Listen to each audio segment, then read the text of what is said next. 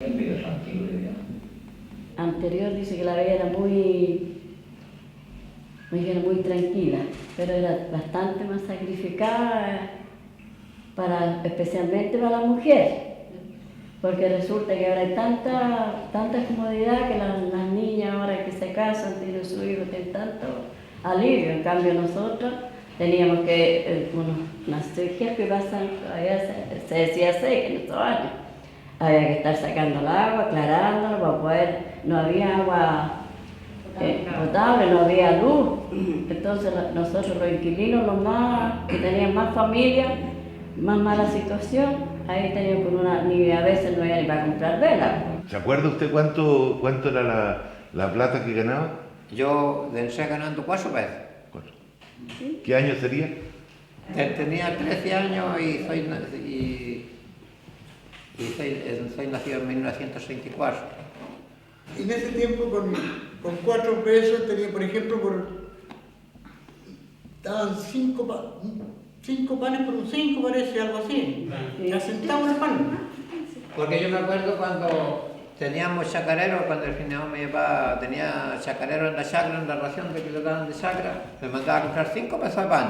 Le daban un saco quintalero casi medio pan, le daban. Y eso me acuerdo, oiga, siempre me acuerdo. Y les digo yo, y ahora la plata no luce nada, porque aquí es tanta ahora la plata.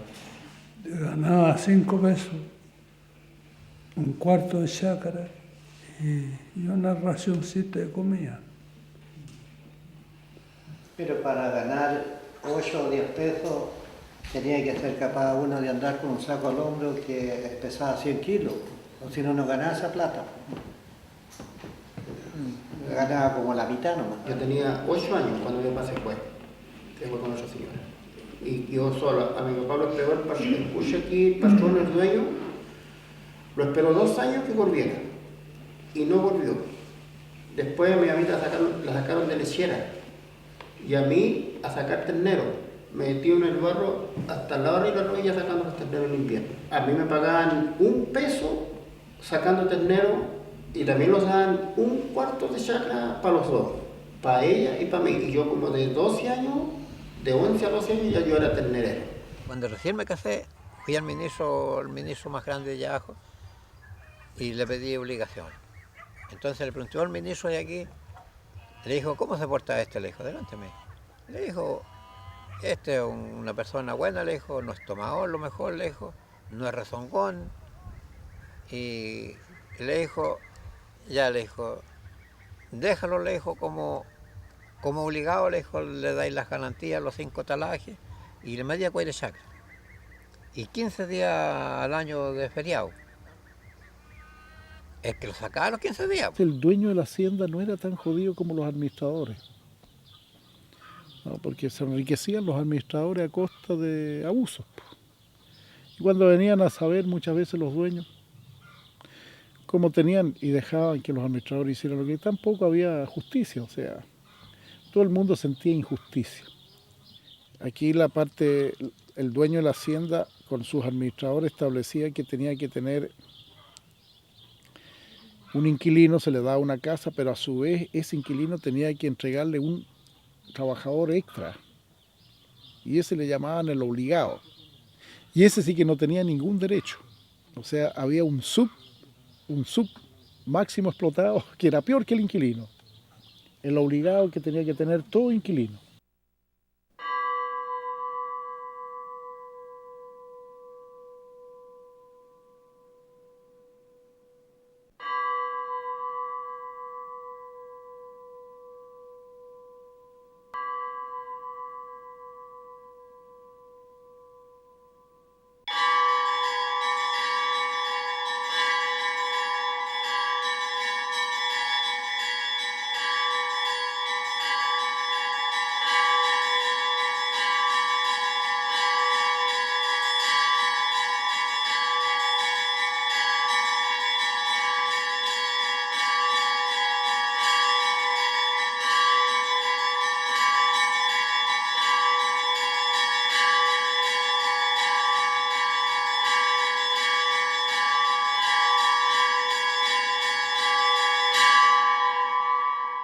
La misión era una semana, que traía los padres de la señora Elena acá.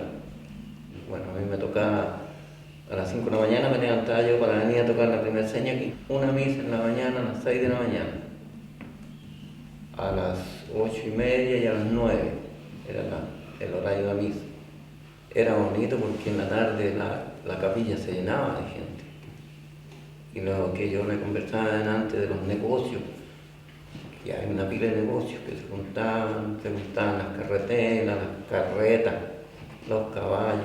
El último día de la misión, el día domingo, ahí era todo tremendo. Negocios, pero hasta de Santa Cruz venían acá. Y hacían movimiento a la rienda en caballo. Los guasos ahí se distinguían. El mejor que movía el movimiento a la rienda. Todo eso. Y la procesión. La gente no cabía, se llenaba, pero no calculo cuántas personas. Tenía que entre la semana caer el 1 de noviembre, fuera lunes, miércoles, pero tenía que ser para esa fecha. Sí. Eso lo tengo bien presente. Era tradición. Sí, era la tradición de la señora Elena de tener las misiones para el 1 de noviembre aquí. No importa qué día fuese, pero que estuvieran las misiones para el 1 de noviembre. El día de todos los santos. Por eso la misión se terminaba ese día. Y había que confesarse todos los años. Ahí, si no, estaba jodida. Para las misiones exigían a todos que tenían que ir a confesarse y arrodilladitos ahí al lado del cura. Y tenían que echar todo afuera y con todo lo que sea. Y él le dijo, acúsame, padre, que me robé un ternero, le dijo, bonito, como de 500 kilos. Pero póngale 3. ¿Y por qué, hombre? Le dijo, si te robaste uno, ¿por qué lo voy a poner 3? Es que le tengo echado el ojo a 2, madre. Ahí le pasó el tío, le hizo pasón, pero lo echaron cascando. Viene a dejarlo ahí.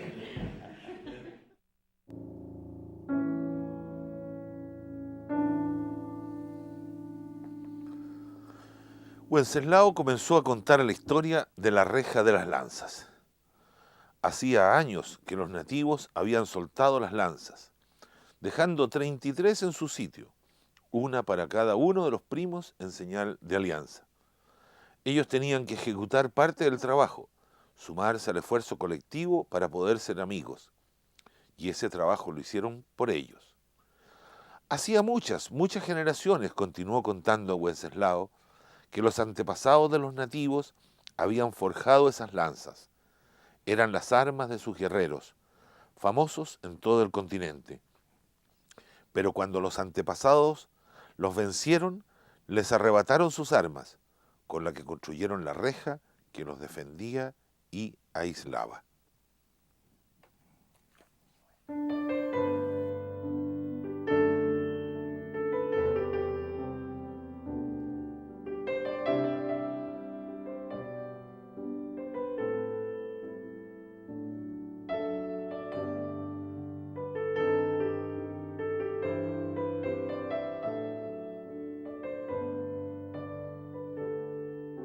El papá mío no sabía leer, él no aprendía nunca a leer ni escribir. Y yo una época en que estaba yo niña, me acuerdo que andaban, por ejemplo, para formar sindicato que llamaban en ese tiempo. Entonces el patrón, don Juan Benque, que era el que vivía al otro lado, donde vivía Carlito, era el jefe, el mayor. Después venía don Alberto. Y después de ahí, de don Alberto, venían el administrador general, venían los demás sotas. Y cuando él sabía que una persona quería inscribirse, postular para ese sindicato que iban a formar los trabajadores, lo corrió mi papá, porque le dijo que él andaba metido en eso, porque querían que pidieran aumento de sueldo, ¿me entiendes? Entonces no, ¿cómo se llama?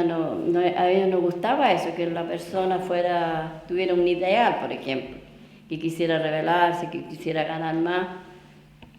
Formaban un grupo así, entonces se enojaron y lo corrieron mi papá en ese tiempo. Pero después lo perdonaron después, al final. ¿Por qué lo hacía? Porque quería más aumento de sueldo, porque eran 14 hijos los que él tenía y no alcanzaba. Entonces por eso a él en esa época lo corrieron, porque no había libertad, por decir yo una cosa así, no había libertad, que la persona no podía expresarse, no podía rebelarse. ¿Me entiende? Entonces la gente tenía que vivir ahí nomás y no decir nada, no protestar, como ahora que todas las personas tienen derecho a dar su opinión, a tener sus ideales. Antes no existía eso. Empezó a llegar don Joel Marango, un diputado, era parece en ese tiempo, diputado socialista, Joel Marango Páez, muy conocido aquí en la zona. En todos los fondos hacía manifestaciones y empezó a llegar y venía cuando, o sea, estaba toda la gente ocupadísima en su trabajo, por ejemplo las vendimias, las trillas, y ahí los reunía y les decían, por ejemplo, se cortaba la uva en gamela y eran de cierta medida. Y le decían, ¿cómo se le ocurre pagarle eso por esta gamela? Póngale 5 pesos. Este parece cajón de muerto, le decían, y pagándole 5 pesos por la gamela. Los convencía a la gente y se paraban. Hubo varios casos. Ahí se fue, ya los patrones se fueron dando cuenta de que estaban actuando mal. Del 60 para adelante ya empezó a cambiar la cosa. Empezó a cambiar porque ya empezaron a abrirle los ojos a la gente. Sí, estábamos todos aquí completamente aislados. Solamente los patrones intervenían. Hay una ramada al frente donde está ahí la casa, el museo. Acá hay unos galpones tremendos, ¿no es cierto? Ahí hacían unas concentraciones de gente, un par de novillos, con todos los invitados, a todos los trabajadores, voluntarios, obligados, una buena comida y ahí le explicaban qué es lo que tenían que hacer para las votaciones. No me quedaban un sobre y un voto antes. Uno se metía a la urna, sacaba el que llevaba marcado, cerraba el sobre y el otro se lo guardaba. Esa era la votación. Eso cambió cuando estuvo en Eduardo Frei. Entonces ya comenzamos a organizar. O sea, la gente comenzó. Don Eduardo Frei sería el que echó a andar la organización campesina, porque INDA estaba al servicio. Pero logramos de organizarlo y a mí me sacaron en ese entonces de delegado. Empecé como delegado de la organización, del fondo ahí. Porque en cada fondo ponían un delegado y después se sacaba una directiva comunal. Y entonces pusieron delegado y a mí me tocaba llevarle la lista de que lo habíamos organizado. Ahí hay que tener pana. El caballero hablaba, pero quedaba así hablando. Habían aquí también, en ese mismo tiempo, nosotros también estábamos parados ahí en Pichidegua, cuando aquí estaba toda la gente también, ahí en San Miguel, ¿se acuerdan? Ahí en San Miguel también estaba la gente con ollas comunes, y un paro grande, aquí en Colchagua. En esa misma entonces, nosotros también teníamos una petición allá, y como que se pusieron de acuerdo la parte patronal y lo querían arreglar. Y ¿sabe que nosotros cómo lo hicimos darse a esos caballeros? Porque cuando fuimos por ejemplo, a la gobernación, tuvimos conversaciones de arreglo, de diálogo, y uno dijo, los vamos a dejar solos y de hambre van a tener que entregarse nomás. Entonces hicimos una reunión y dijimos nosotros, de aquí si los morimos de hambre tenemos que morirlos todos, grandes y chicos. Y le echamos llave a las puertas de la salida de los patrones, porque hacían ir para Santiago, otros que tenían. Y le echamos llave. Gritaban para el mundo, pues. ¿Cómo salían? Con los autos. Podían salir de pie, pero sí, los autos no. Y esa fue una pelea linda que tuvimos nosotros. Los jóvenes que han marchado son mucho más que un hecho electoral, son verdaderos